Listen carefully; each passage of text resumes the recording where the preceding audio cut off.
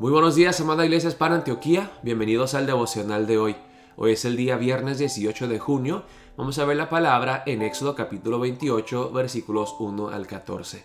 El título del devocional de hoy es Jesucristo, el sumo sacerdote. En el pasaje de hoy veremos las vestiduras de los sacerdotes, además del tabernáculo y todas las especificaciones que Dios da de una alabanza, una adoración agradable a Él. Dios es el que elige a los sacerdotes que le sirven, que representan al pueblo ante su santa presencia. Dice la palabra empezando en el versículo 1. Harás llegar delante de ti a Aarón tu hermano y a sus hijos consigo, de entre los hijos de Israel, para que sean mis sacerdotes. A Aarón y a Nadab, Abiú, Eleazar e Itamar, hijos de Aarón. Vemos muy claramente en el versículo 1 que Dios es el que elige a los sacerdotes. Hay muchos pastores hoy en día que dicen ser pastores que se autonombraron, que dijeron: oh, Dios me ha llamado, me ha hablado, me lo ha puesto bien claro que yo debo ser pastor y líder de esta iglesia. Y claro, Dios pone un llamamiento, un llamado a cada persona, pero son los líderes maduros de la fe dentro de una iglesia que deben de confirmar ese llamamiento como pastor, como sacerdote. Dios mismo es el que elige y establece a sus siervos. Ahora sigue en el versículo 2 y dice aquí que tienen que ser personas consagradas a su servicio y que deben de mostrar la gloria de Dios, deben de ser dignos del llamamiento. Dice en el versículo 2, y harás vestiduras sagradas, consagradas a Aarón tu hermano para honra y hermosura. La palabra aquí sagradas es Kodesh, o que viene también de santo, que son apartados de lo mundano para servir a Dios en lo santo, en lo especial, consagrados a Dios. Y dice aquí, para honra y hermosura. Honra, la palabra aquí honra, de hecho es la palabra gloria.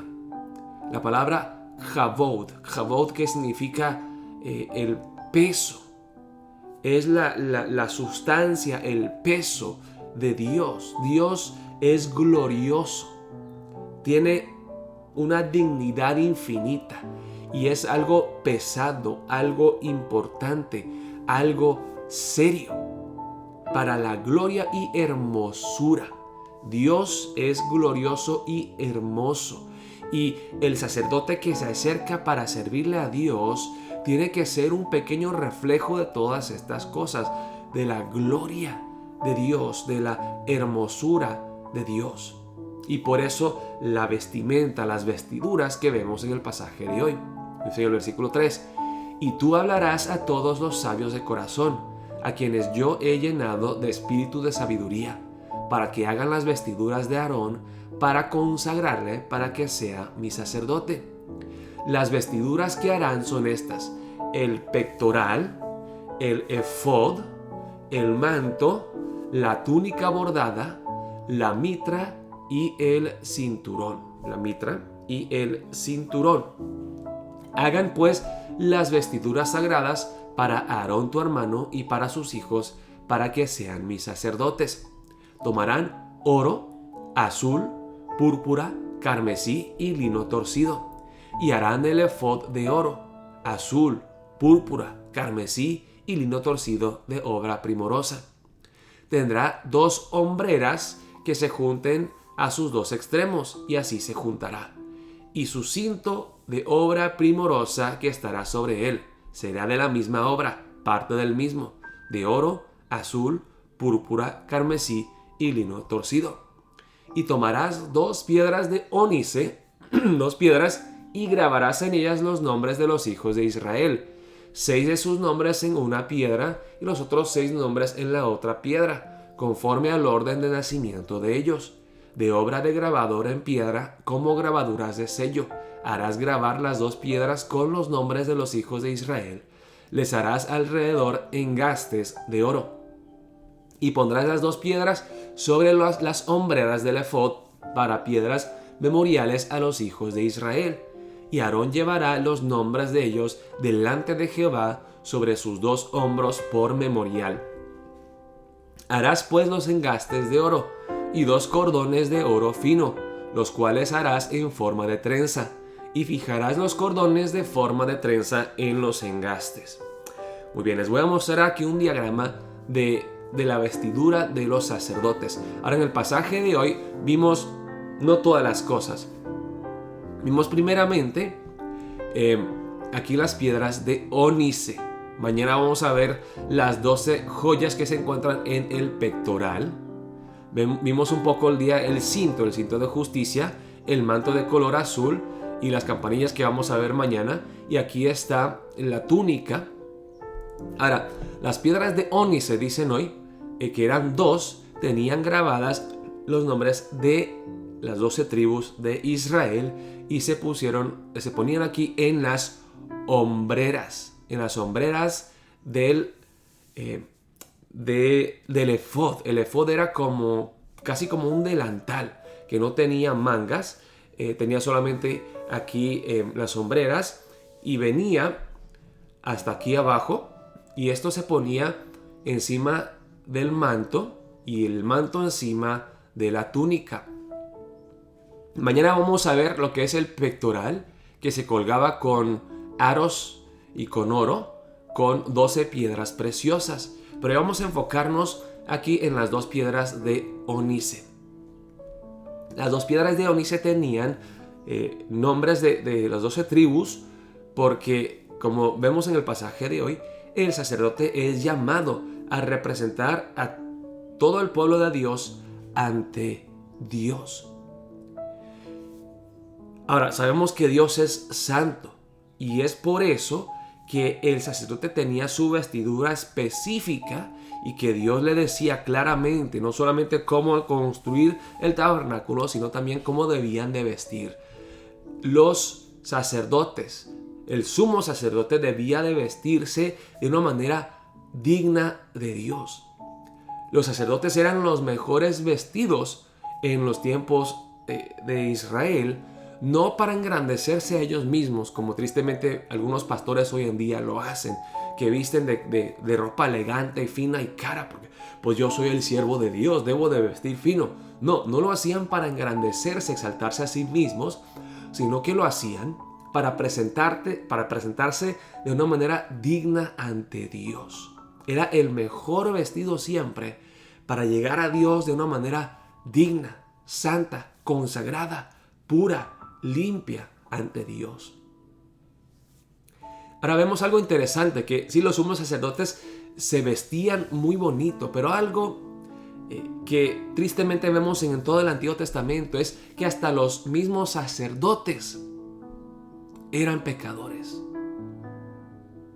Vemos, por ejemplo, los mismos hijos de Aarón, Nadab y Abiú, que ofrecieron fuego extraño ante Dios y murieron.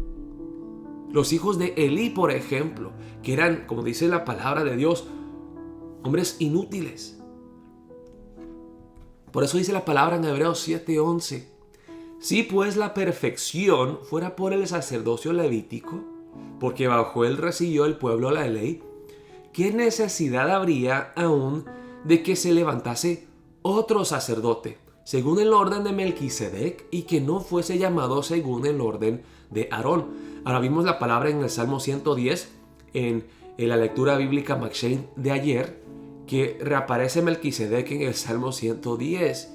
Melquisedec es un personaje misterioso, que es rey y profeta a la misma vez, pero que no es descendiente de Aarón.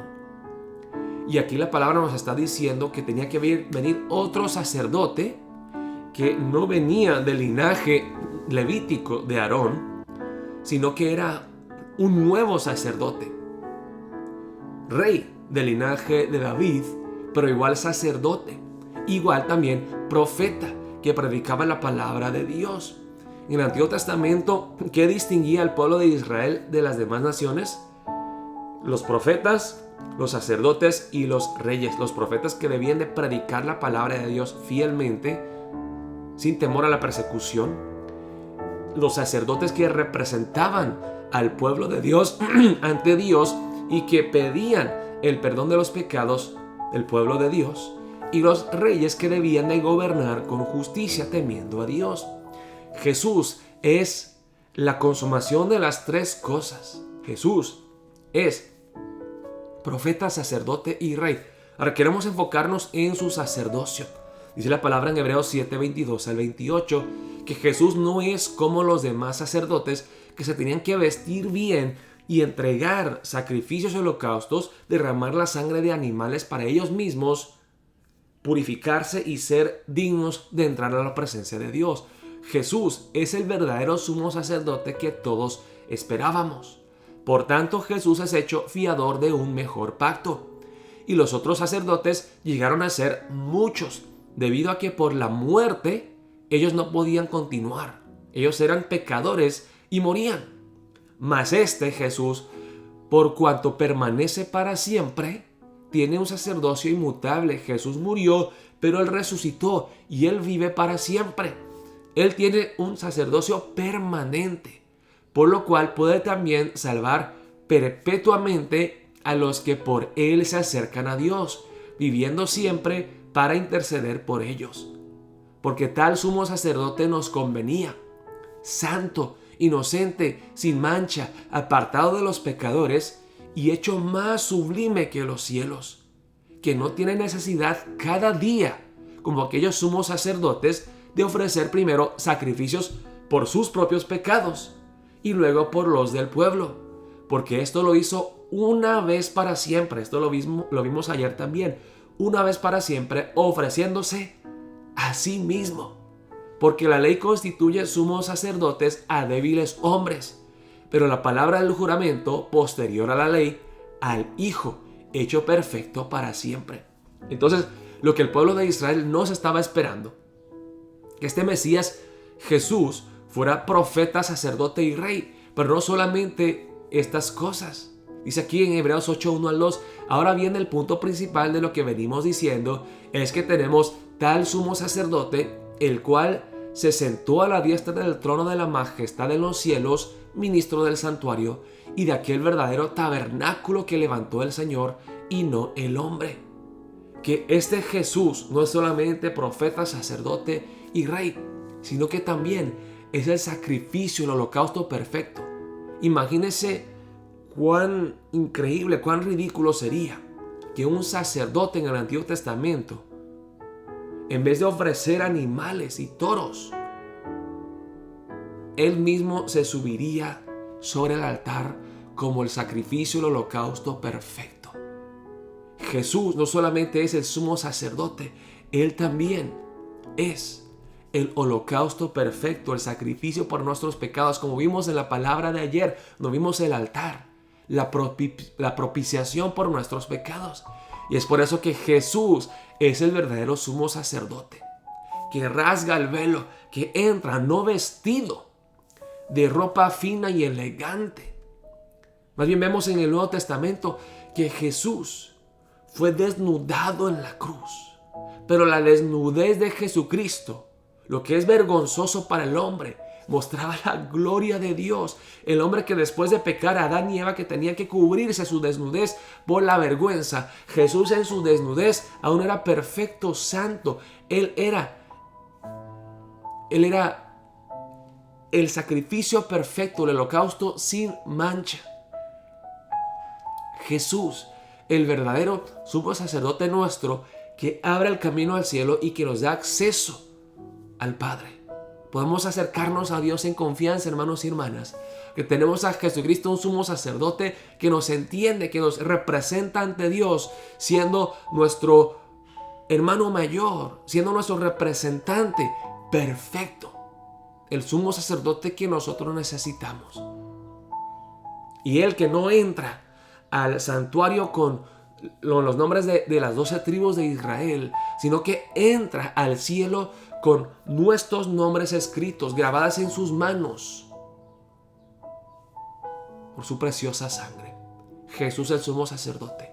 Oremos para empezar el día de hoy. Gracias, Dios, por tu gran salvación, que hiciste lo que ningún sumo sacerdote pudo hacer, que ninguno de nosotros pudo lograr, la perfección que tú abriste el cielo, rasgaste el velo y tú llegaste por nosotros en la persona de Jesucristo, nuestro sumo sacerdote. Oremos de esa manera para empezar el día de hoy. Dios los bendiga, hermanos. Estaremos viéndonos mañana a las 6 de la mañana para nuestro tiempo de oración matutina. Dios los bendiga.